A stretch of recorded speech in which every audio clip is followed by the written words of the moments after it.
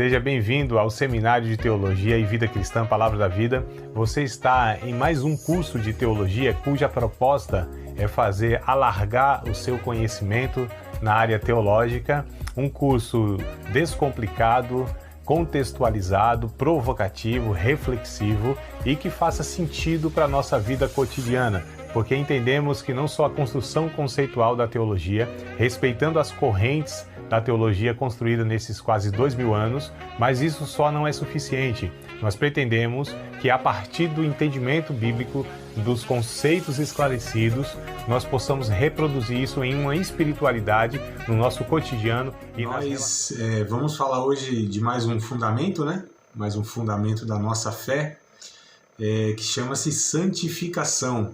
Então esse é o fundamento que nós vamos abordar hoje, né? Santificação é uma doutrina bíblica, pertence à área da soteriologia, né? Que nós chamamos do estudo da salvação, e é um dos fundamentos da nossa fé, daquilo que nós acreditamos ser verdade, né? Fundamental, verdade que sustenta aí a nossa vida, né? Nossa vida de prática mesmo, nossa vida aqui. A gente está falando não só de um comportamento em si, né?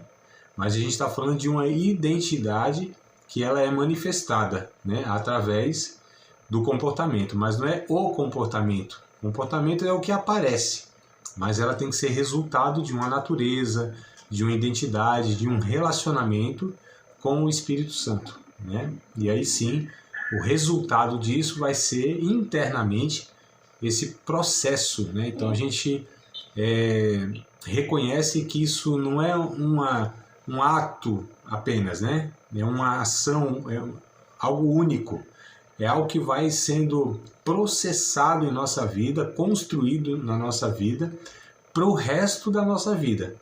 Porque a santificação, ela fala sobre uma natureza que vai sendo aperfeiçoada, vai sendo amadurecida, né? Cristo vai sendo em nós formado, né? Essa figura de linguagem, né? A gente depois vai ver lá alguns textos e tal, Efésios 4, por exemplo, né? Até que a gente chegue à medida do varão perfeito, a estatura completa de Cristo. Então essa ideia figurada de que Cristo vai sendo construído em nós, até que a gente chegue nesse tamanho, nessa estatura, né, de varão perfeito. Mas aí o perfeito aqui, é claro que não fala da perfeição absoluta, e sim de uma maturidade onde em nós é visto, né, uma natureza que ela é tão evidente que não pode ser negada, né, nem precisa ser falada, anunciada. Ela é percebida, ela é vista, né, porque é explícito em nós essas virtudes e essas características que definem um salvo, um filho de Deus, né? Que é semelhante a Cristo. Então, essas coisas elas não precisam ser anunciadas, verbalizadas. Ou elas são reconhecidas, ou nós as transmitimos de uma forma até natural, né? Ou então, porque há o esforço religioso, né? E aí se torna uma hipocrisia, a religiosidade, o comportamento sem o conteúdo, que é o que Jesus muito criticou lá nos líderes religiosos, né? Chamando até eles de hipócritas, né? Chamando eles até de pessoas que não eram verdadeiras, né? Mas não é isso que a santificação propõe, ou seja, apenas um comportamento, tá? Só para a gente fazer aqui, não uma recapitulação, né? Mas só para lembrar, semana passada nós falamos o que significa ser um discípulo de Cristo. Esse foi o ponto, né? O que significa ser um discípulo de Cristo, um salvo, que evidencia um salvo. E aí nós falamos sobre os aspectos da vida transformados, né? Aquela característica que é a evidência da salvação e do caráter de Cristo, que é o fruto do Espírito Santo. Isso que é evidência, isso que é parâmetro, né? Isso que é um termômetro da espiritualidade. A espiritualidade bíblica, ela pode ser medida, ela pode ser avaliada, mas não pelos critérios dessa espiritualidade mística, manifestações, né, dos dons carismáticos, realizações exteriores, como aquilo que eu consigo produzir, quantas almas ganho, quantas vezes eu estou dentro de uma igreja, quantas, né, horas de oração eu tenho, não são essas coisas externas que vão medir a nossa espiritualidade genuína, saudável e verdadeira. Não é isso. Essas coisas elas são passíveis de julgamento e elas podem trazer impressões falsas. Agora, o fruto do Espírito aí diz respeito a uma natureza. Isso não é imitado.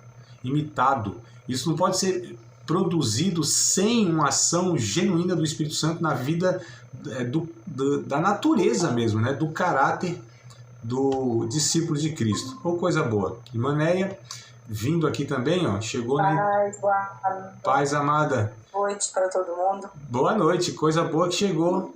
A aula em andamento, mas vamos lá que a gente está na introdução, né? A gente também atrasou um pouquinho aqui hoje, mas estamos na introdução.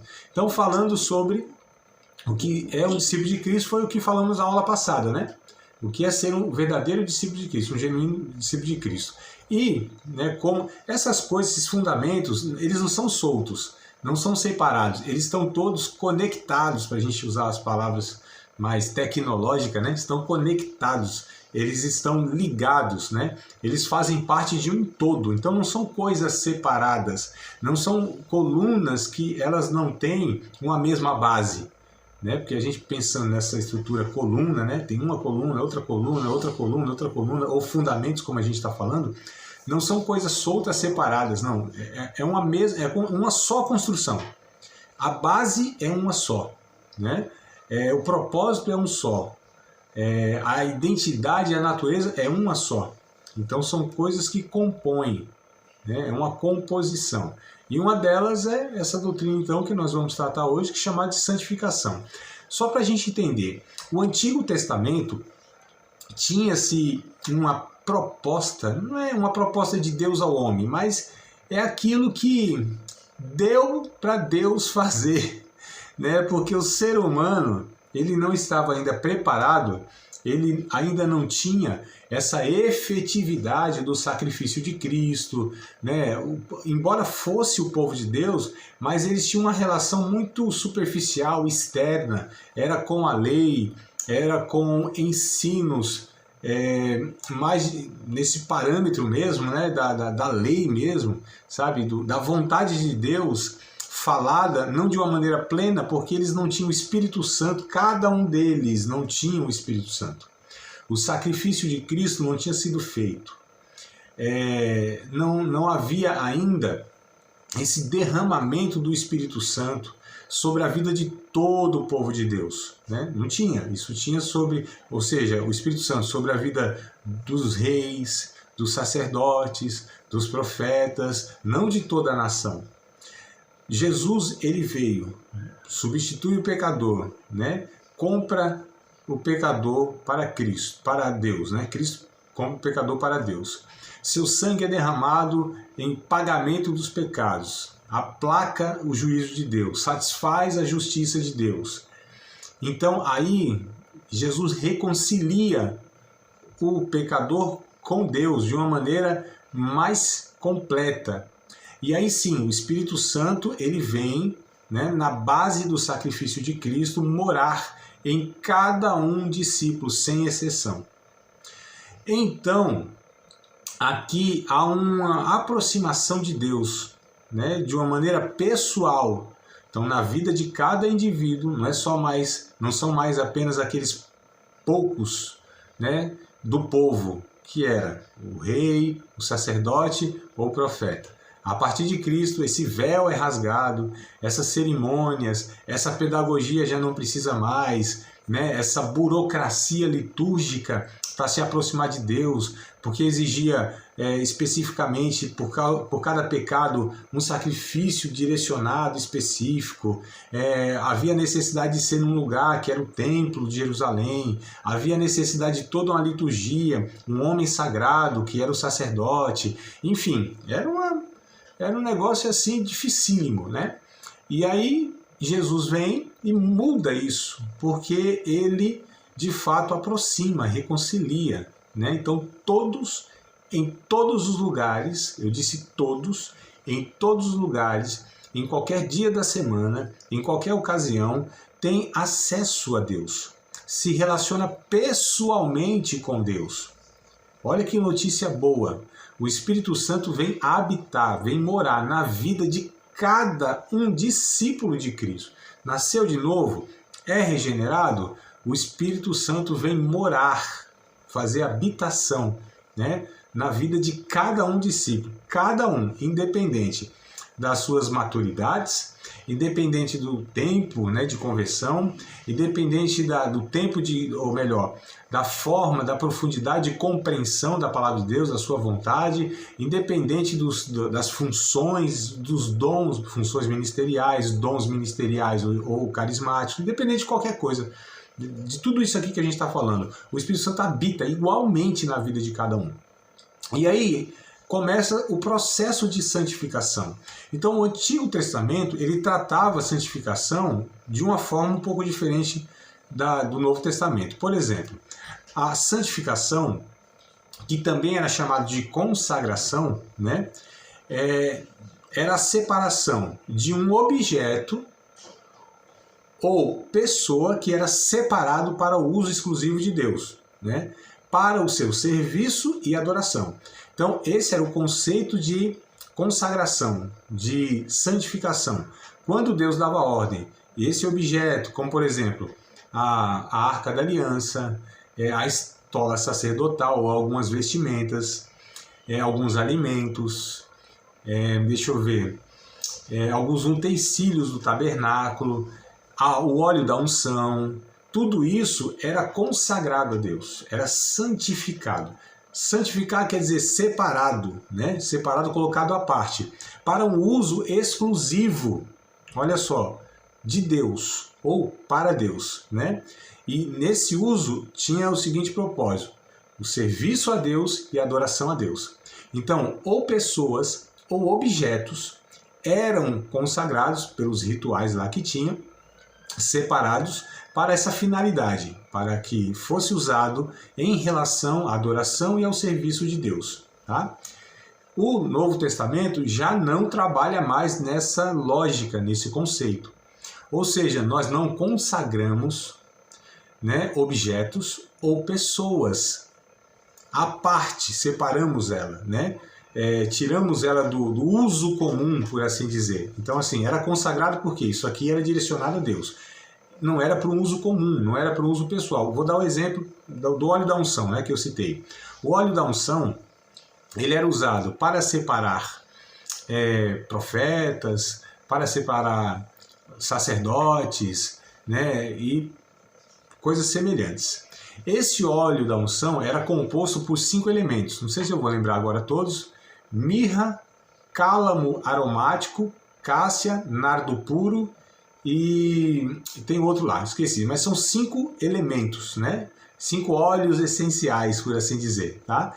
Esse composto era o óleo da unção, né? Ele não poderia ser usado, por exemplo, para outra finalidade, como se perfumar, né? Ou até mesmo colocar num alimento, porque eram ervas, né? Óleos tirados de ervas, né? De árvores e tal, enfim, eram coisas naturais. Não poderia esse composto ser usado para outra finalidade. Esse composto, ele só poderia pegar lá uma canela aromática, né? Um cálamo, e usar isso aqui num tempero aqui para comida, ou pegar lá esse nardo puro, né, colocar como um incenso, enfim, outro óleo, colocar como para alimentar a lamparina lá, eles separados poderia.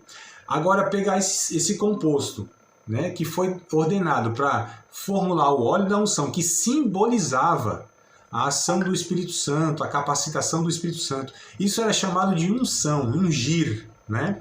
Isso é conceito do Antigo Testamento. Agora, olha só, como muitas vezes, muitos dos nossos irmãos, numa teologia do Antigo Testamento, ainda usa isso na prática. Como, por exemplo, quando vão separar, ordenar obreiros, eles usam ainda dessa prática, dessa lógica e elementos do Antigo Testamento. Pega lá uma botija, né, de azeite, às vezes nem azeite mas enfim... e derrama sobre a cabeça lá do irmão lá. Vai ser separado para o presbitério, para evangelista, para pastor, sei lá o que mais. E tem esse ritual, mas isso é do Antigo Testamento. Isso não tem no Novo Testamento a proposta. Só para entender como era o conceito, a pedagogia, o propósito e como isso não tem continuidade no Novo Testamento. Aí vai ungir objetos, pior ainda, né? Igrejas cristãs evangélicas, eles ainda têm alguma prática nesse sentido, que era do judaísmo, do Antigo Testamento, que tinha um símbolo, um simbolismo, uma pedagogia lá. O propósito lá, isso não tem mais continuidade, como eu disse, no Novo Testamento. Aí vai lá e unge, entre aspas, né?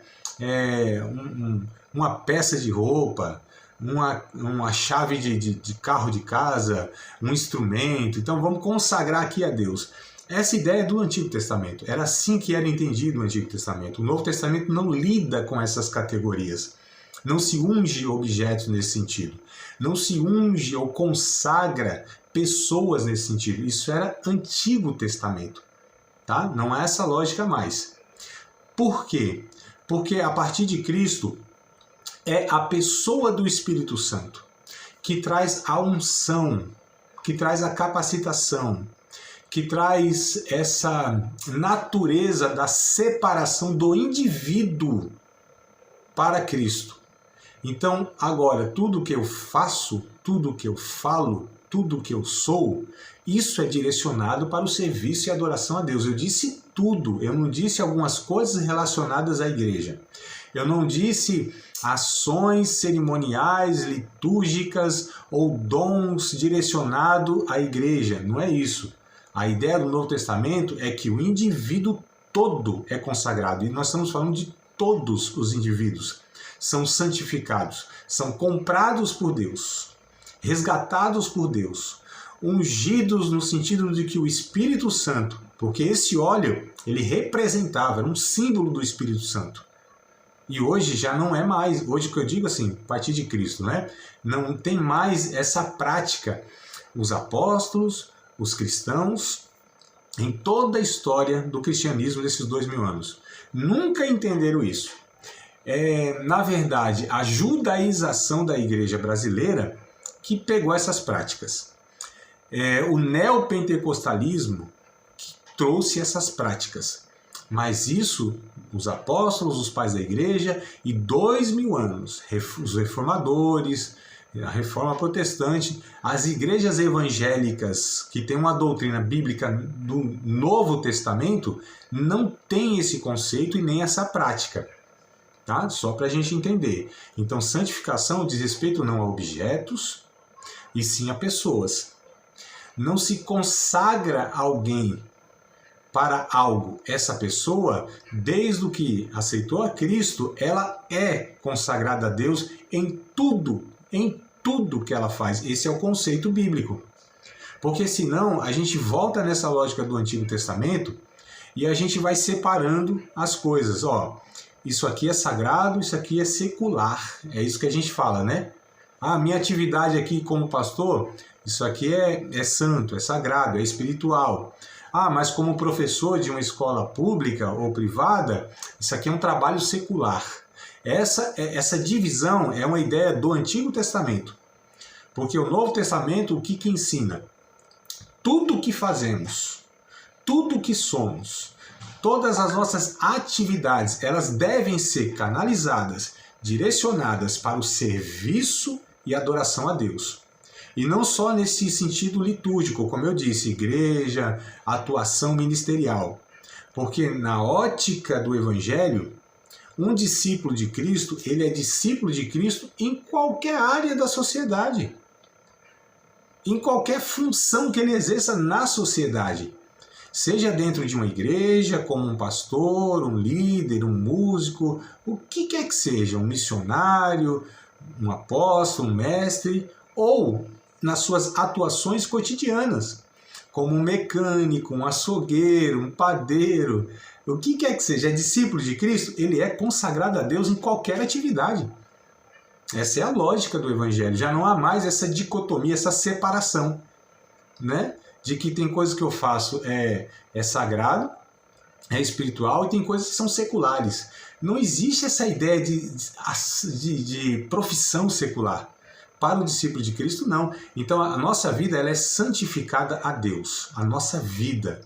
ela é santificada a Deus. Tudo que eu vou exercer na minha vida, aquilo tem que glorificar a Deus. 1 aos Coríntios, capítulo 10, versículos de número 31, deixa eu ver se é isso. É isso mesmo, 31. Então, 1 aos Coríntios, capítulo 10, verso 31.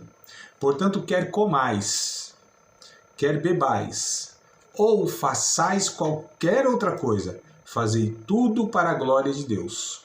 Então, olha só o ensino aqui que Paulo está trazendo dentro de um contexto pagão, que eles tinham lá e participavam, né, da vida social, onde muitas vezes essa vida social tinha direcionamento pagão. E aí Paulo diz, não, tudo que você fizer tem que fazer para a glória de Deus, comer, beber ou qualquer outra coisa, é para a glória de Deus. Então aí eu faço diferença porque não é que eu estou num espaço sagrado, num dia sagrado. Então para nós que servimos a Cristo, discípulos de Cristo, não existe um lugar que é mais sagrado do que o outro. Para um discípulo de Cristo, o seu trabalho não é menos sagrado, local, do que a igreja onde ele frequenta. Olha só como até dentro da igreja, desse espaço que nós chamamos de igreja, nós ainda fazemos divisão. A nave da igreja, ela não é tão santa. Santa é o altar.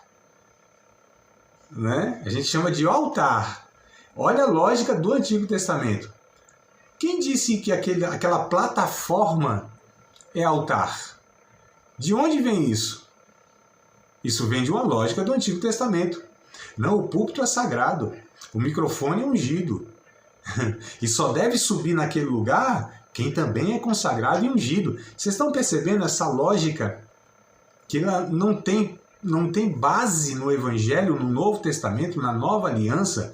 Não há doutrina, ou por Jesus diretamente, ou pelos apóstolos, reforçando isso. Isso é uma cabeça religiosa nos parâmetros do Antigo Testamento, amados. Né? Então a gente precisa ter muito cuidado para entender santificação não como os parâmetros do Antigo Testamento. A Nova Aliança é superior.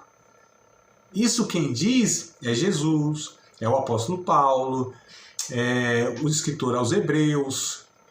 É superior. Tudo aquilo lá foi uma pedagogia. Tudo aquilo apontava para Cristo. Cristo é maior do que Moisés. Cristo é maior do que a casa de Deus. Cristo é maior do que os anjos.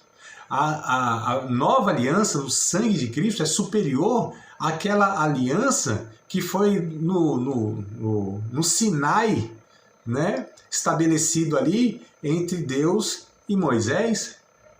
Então o escritor dos Hebreus detalha isso. Ele vem falando capítulo a capítulo sobre essas questões. Desde o primeiro capítulo, literalmente, até o último capítulo.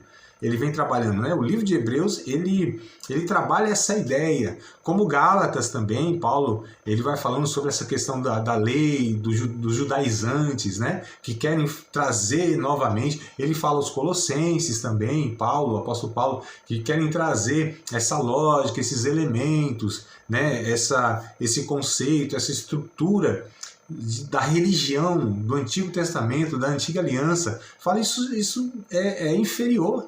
Isso foi cumprido por Cristo e em Cristo ressignificado, numa abrangência, mas muito maior.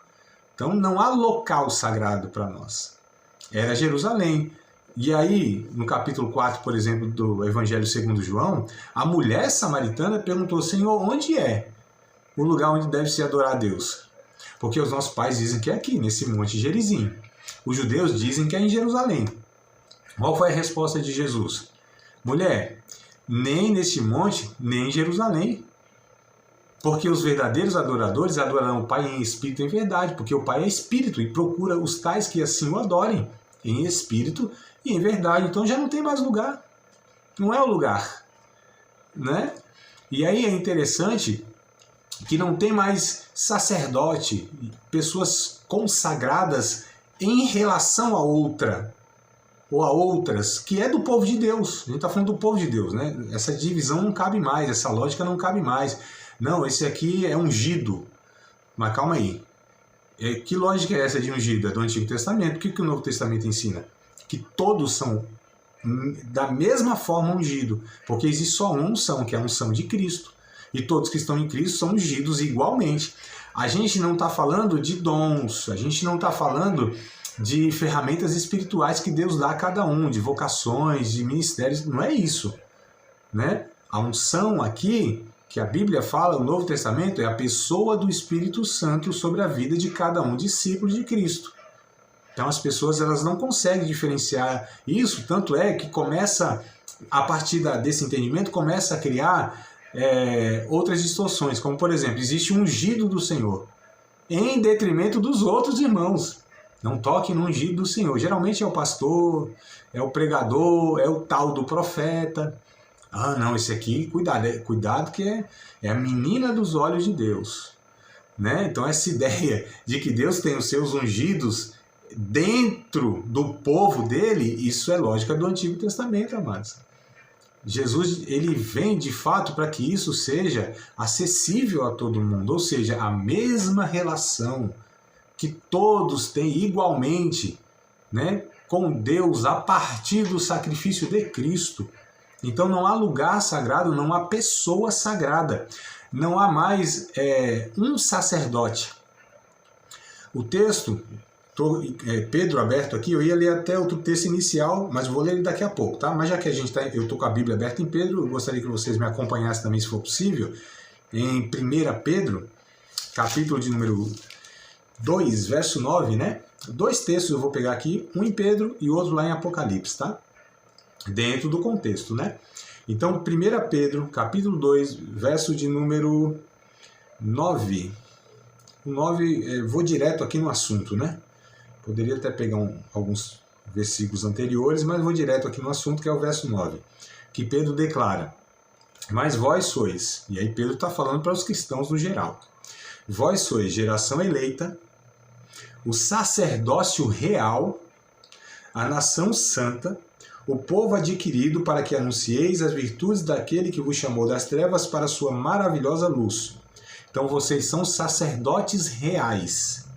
Quando a gente vai para Apocalipse, capítulo de número 1, deixa eu ver aqui se é o verso 6 ou 7, mas é o capítulo 1. De Apocalipse, capítulo 1, verso 6. Apocalipse 1, 6. E nos fez reis e sacerdotes para Deus e seu Pai. A ele glória e poder para todos sempre. Amém. Então aqui é nos declarado também que nós fomos feitos reis e sacerdotes. Reis no sentido de participar de um reino de Deus, né? Sacerdócio real, reis e sacerdotes. Então todos, a gente não, eu digo ao discípulo de Cristo, a igreja de Cristo, não é uma proposta de um sacerdote. Então assim, a fé cristã não tem um sacerdote. Aliás, até tem, ele chama-se Jesus. Né? A gente tem Hebreus lá, capítulo 7, verso 25, por exemplo, nós temos o sumo sacerdote que intercede por nós eternamente. Então, o nosso sacerdote é Cristo. E todos nós somos um reino sacerdotal, ou seja, um reino de sacerdotes. Até essa ideia e essa fala, o homem é o sacerdote do lar, isso não é bíblico. A frase e o conceito, é o sacerdote do lar, não é bíblico. Tá? A reforma protestante, inclusive, enfatiza isso. Todos são sacerdotes, homens e mulheres, sacerdotes e sacerdotisas, ou seja, aqueles que têm igualmente diante de Deus o mesmo relacionamento. Nós não estamos falando de papéis exercidos no matrimônio, não é isso. Eu estou falando que o marido ele é o sacerdote e a esposa não é, a mulher não é. Como se o homem fosse espiritualmente, né, mais próximo de Deus, ou espiritualmente mais responsável diante de Deus, ou espiritualmente tivesse mais privilégios diante de Deus. Não, espiritualmente, Paulo, em Gálatas, capítulo de número 2, se não me falha a memória, me ajudem aí, estou puxando a memória aqui, eu acho que é 2:28, ou é 2:28 ou é 3:28, de Gálatas, tá? Carta aos Gálatas. E é interessante, essa carta são a comunidades, aos Gálatas, né? Ou seja, não era nem uma comunidade, se não me falha a memória, eram 5 igrejas. Até, vamos ver aqui para confirmar que, já que veio na mente essa informação, vamos confirmar aqui. Acho que Gálatas capítulo 1, né? Verso 1 que vai falar isso. Vamos lá, vamos buscar junto aqui. Se eu achar Gálatas, achei. Vamos lá. Olha só, Paulo, apóstolo, não da parte dos homens, nem por homem algum, mas por Jesus Cristo e por Deus Pai, que ressuscitou dos mortos. E todos os irmãos que estão comigo, às igrejas da Galácia. Ó, às igrejas da Galácia. Então ele direciona essa carta no mínimo a 5 igrejas, tá? Aí eu não vou lembrar aqui as cidades, né? Porque a Galácia é uma região, tá? A Galácia é uma região, não é uma cidade específica, é uma região onde tem algumas cidades. Então, né? Lá as igrejas da Galácia. E lá se tinha no mínimo 5, não me recordo agora o nome, nem vou me arriscar para não errar. Mas quando a gente busca lá em Atos dos Apóstolos, aí você vê na região da Galácia lá, acho que é Bitínia, não vou lembrar agora, não. Mas enfim, essa informação. E aí aqui no capítulo de número 3, capítulo 3, verso 28, o apóstolo diz assim, que em Cristo, né? Nisto não há judeu, nem grego, não há servo, nem livre, não há macho, nem fêmea, porque todos vós sois um em Cristo Jesus. Então, olha só que coisa interessante. Os que estão em Cristo não devem fazer distinção, né, ou discriminações étnicas, ou seja, nem judeu, nem grego, nem de classe social, né, nem servo e nem livre, e nem de gênero, nem macho e nem fêmea.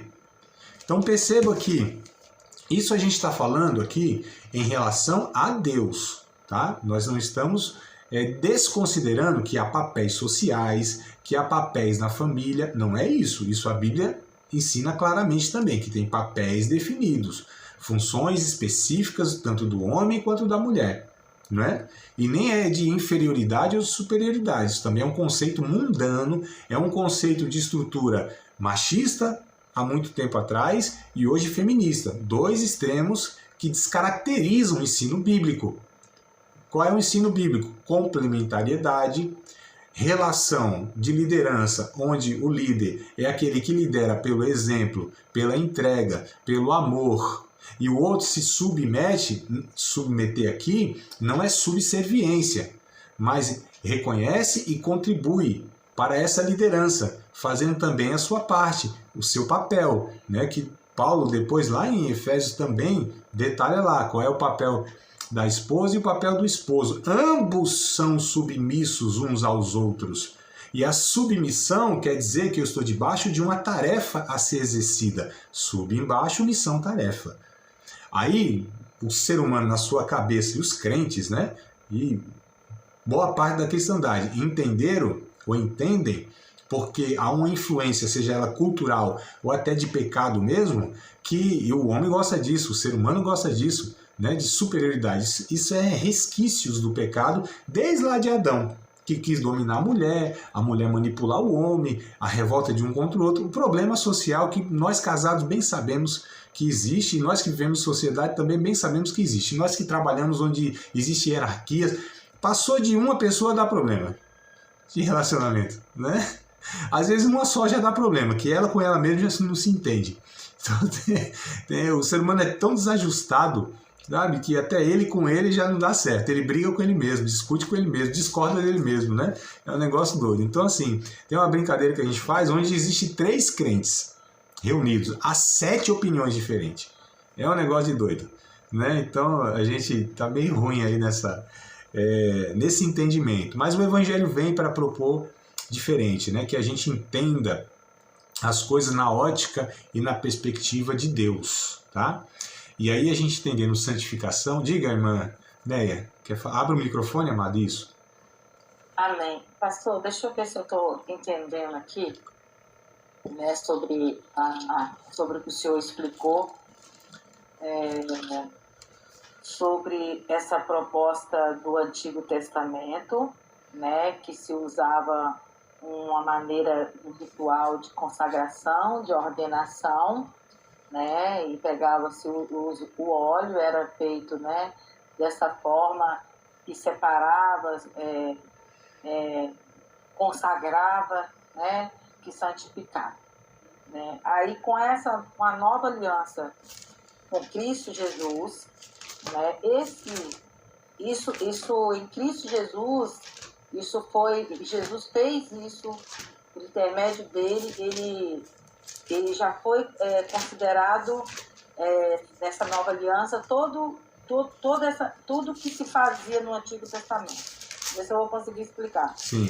Então é isso que eu estou conseguindo entender aqui, né? Uhum. Que essa nova aliança, tudo se resume, então, a partir dessa nova aliança, a partir de Cristo Jesus, tudo ficou bem claro, tudo é consagrado. Minha vida, meu trabalho, tudo que eu faço é consagrado a Cristo. Não tem a separação, como o senhor usou essa palavra, né? Sim. Que não tem mais essa separação de uma vida secular, de uma vida, né, cristã. A vida cristã em Cristo, ela é santificada em tudo que a gente faz, está lá, como o senhor leu em primeira carta de Paulo aos Coríntios, que tudo que fizemos é para a glória de Deus. Sim. Ponto.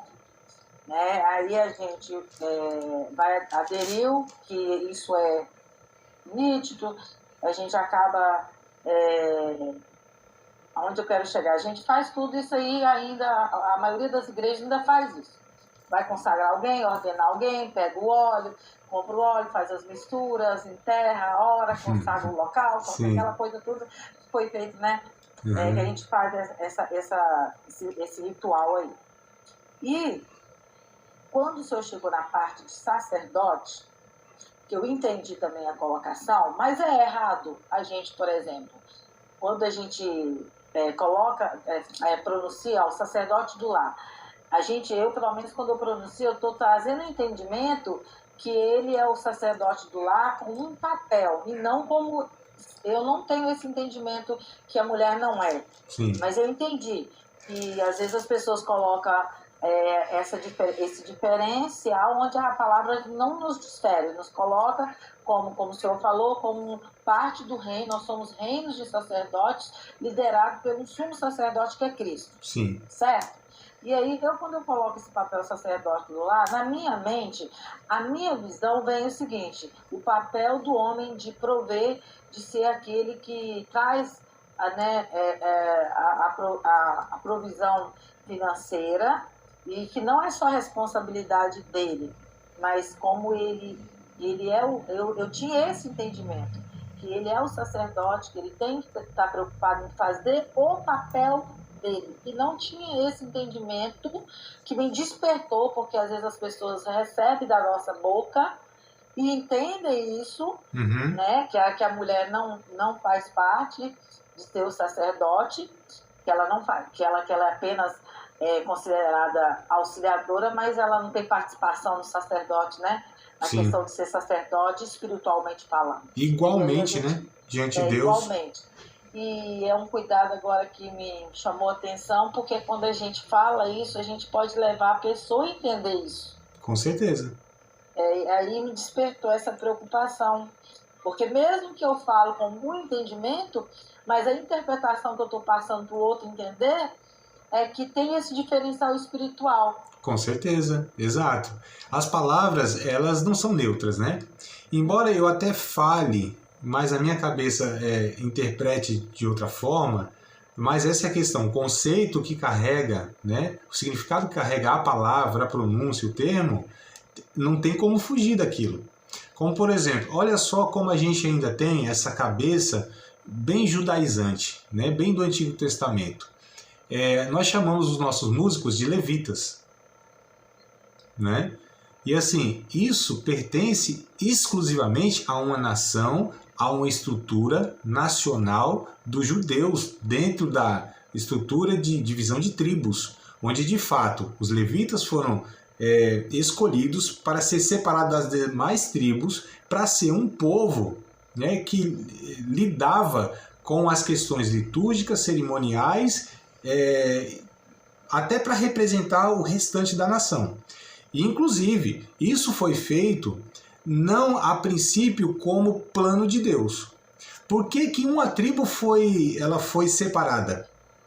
Porque lá no Antigo Testamento houve uma ocasião, e deixa eu até ver se eu acho o texto aqui, né? Já para mostrar até a origem, que nem no Antigo Testamento, nem no plano de Deus, no princípio, né? No princípio estou falando da estruturação da nação Israel, a proposta de Deus era essa.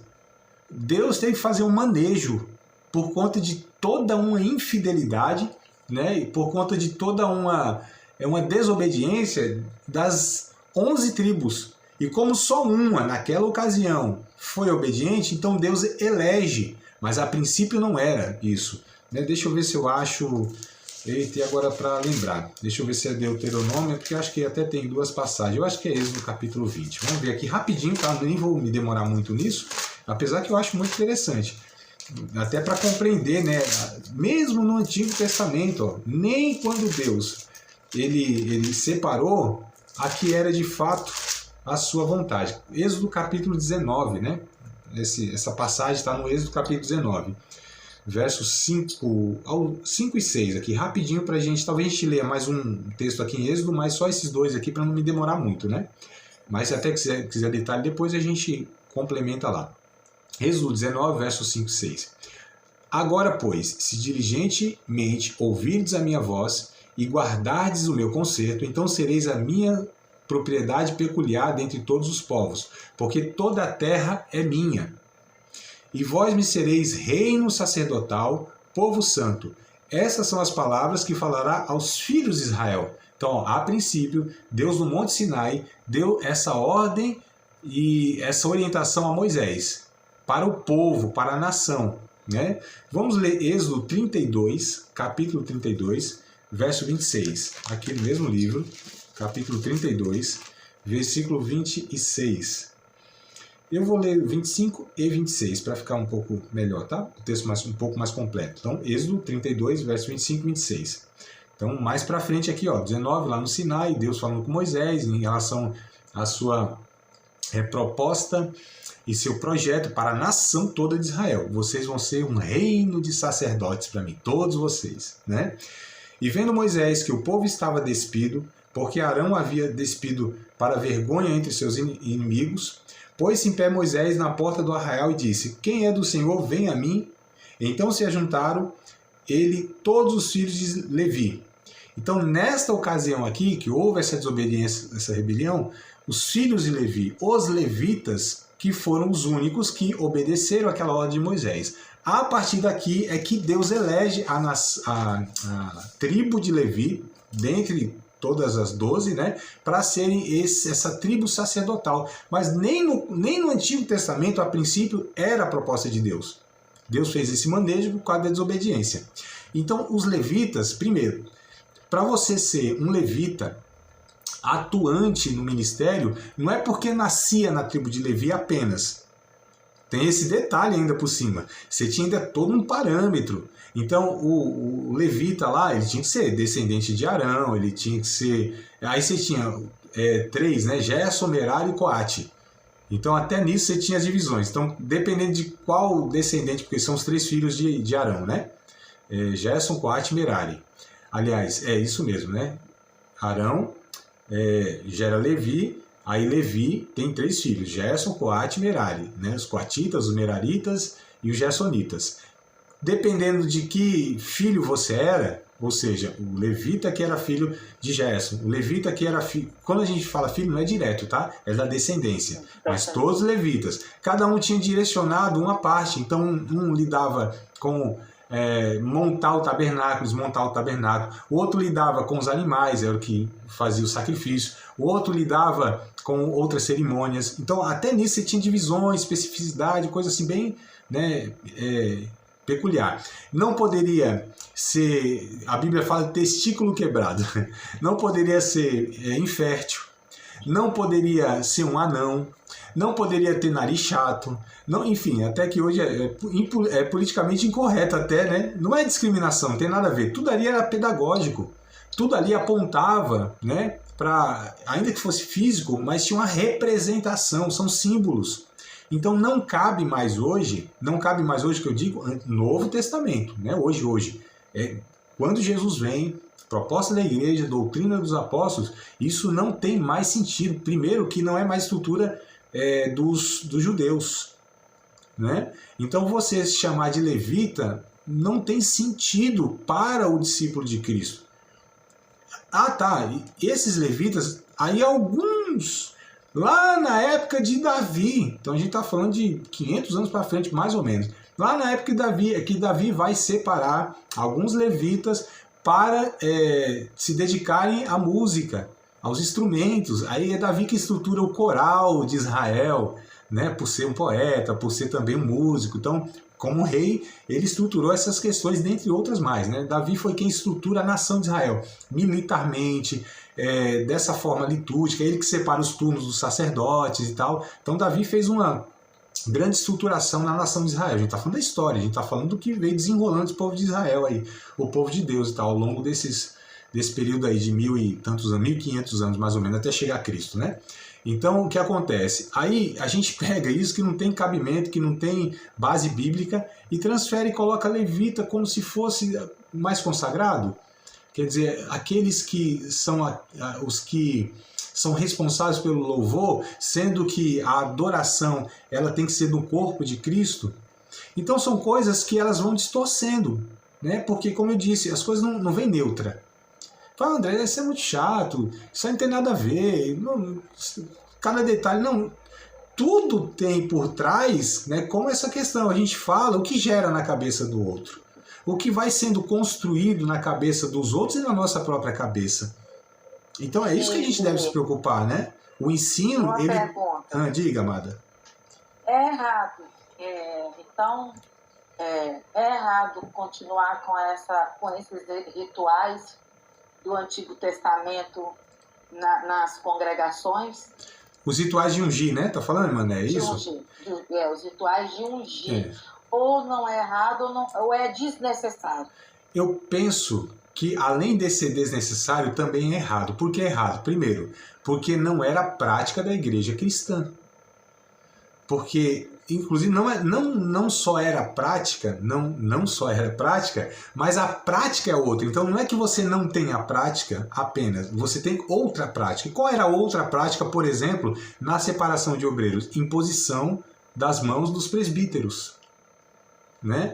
Então a gente tem lá nas cartas pastorais, ou em 1 Timóteo lá, né, acho que é capítulo 4 e capítulo 5 também. 1 Timóteo, capítulo 4 e capítulo 5, Paulo mostrando, né, como Timóteo foi separado para o pastorado com a imposição das mãos dos presbíteros. Ele diz, cuidado, não imponhas precipitadamente a mão sobre ninguém, né, e tal, e etc e tal. Então você só não tinha a prática dessa unção, porque isso não fazia mais sentido. Não existia mais o ritual, não existia a pessoa específica, que era o sacerdote, etc e tal.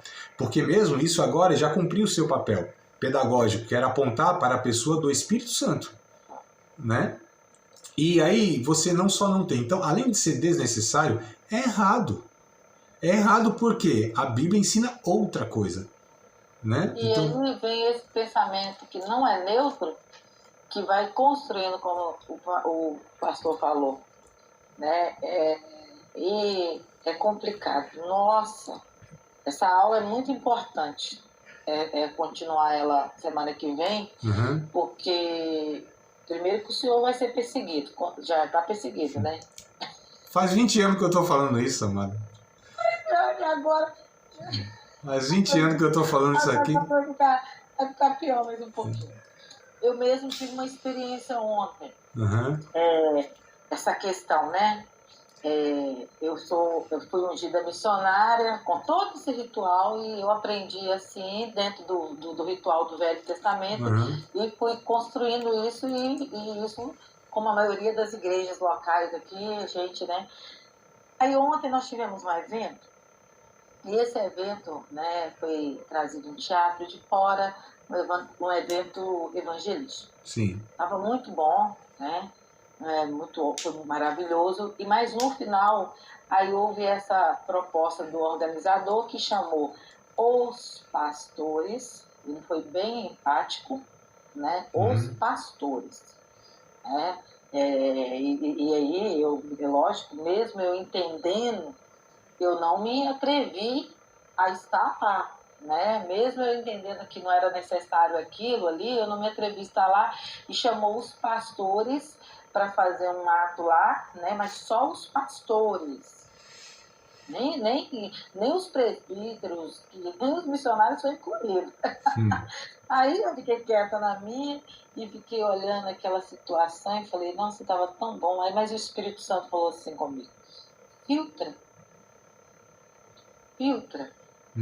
Porque foram mais de 5 vidas, né, que se renderam ali, jovens, e foi só chegar perto e perguntar, você quer uma oração ou você quer aceitar o Senhor Jesus como Senhor da sua vida? Não, eu quero aceitar o Senhor. Então, pronto, fiz aquela oração que a gente aprende, né? Declara o nome da pessoa ali, ela repete, aceita, e acabou. E ali a presença do Espírito Santo acabou. Então, isso aconteceu ontem e eu fiquei pensando assim, meu Deus, como que a nossa mente, tudo que a gente vai fazer em torno da obra do Senhor, a gente sempre que tem que fazer algo errado no final. Tem que fazer algo para poder olha que coisa... o homem, para colocar o homem como, né? Isso como a gente, não... exato, a gente precisa combater, Mané, desculpa te cortar, porque assim, ó, veja bem, esse é um dos grandes problemas, né? Em tudo isso, ou seja, as falas, os atos, vai construindo na cabeça das pessoas o que, por exemplo, nessa pontuação que a gente está fazendo aqui, que a irmã está falando, né? Que existe pessoas mais consagradas, mais espirituais, sabe? Superiores de alguma maneira, espiritualmente falando. Não, isso aqui... Nós precisamos combater o coração do homem, ele é idólatra. Ele é propenso à idolatria. Então nós não temos um papa, por exemplo, como tem o catolicismo. Mas nós temos essas figuras, ou esses líderes nacionais, que são quase papa.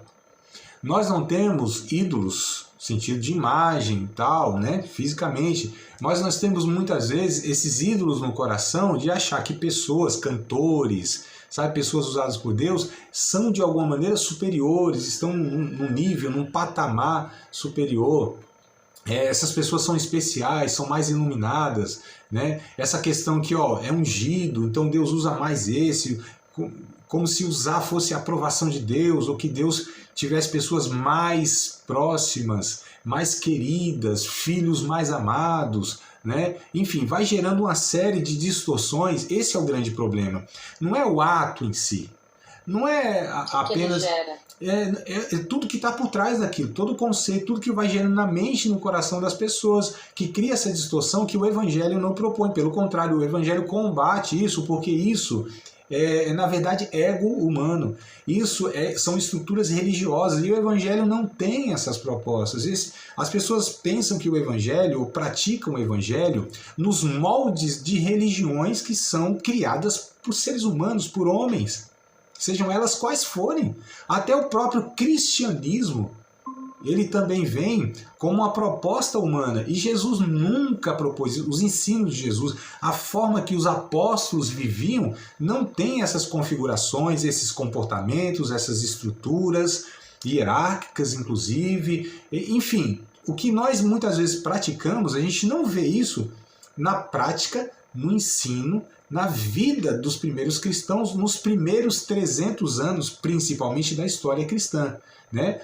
A história bíblica, Atos dos Apóstolos, as cartas lá de Paulo, de Pedro, de João, enfim, e toda a história dos 3 primeiros séculos, não havia esses comportamentos, esses ensinamentos, essas práticas, esse relacionamento.